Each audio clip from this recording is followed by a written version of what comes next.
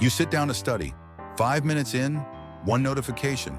You check it, then another, and before you know it, an hour's gone. You tell yourself, just 5 minutes, but your brain, it's already gone. You're not losing focus because you're dumb. You're losing focus because you've trained your brain to crave chaos.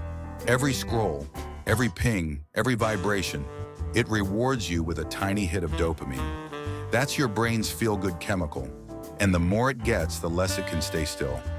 Now, when you try to study or read, your brain feels bored because focus gives no instant reward. It's quiet, it's hard, and your brain hates hard things now.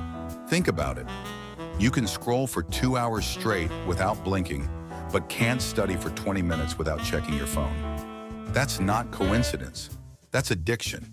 Your phone isn't just stealing your time. It's stealing your ability to think deeply, to remember, to grow. Here's the fix. Rebuild your brain's focus tolerance. Start with 25 minutes of pure focus. No phone, no music, no tabs. After that, take a 5-minute break. When you study, keep your phone in another room. Don't trust your willpower. Trust your environment. Because focus isn't natural anymore. It's a superpower. So stop saying, I can't focus. It's not that you can't, it's that you've trained yourself not to. Your phone won't stop calling for your attention, but your future is calling too. The question is, who are you going to answer?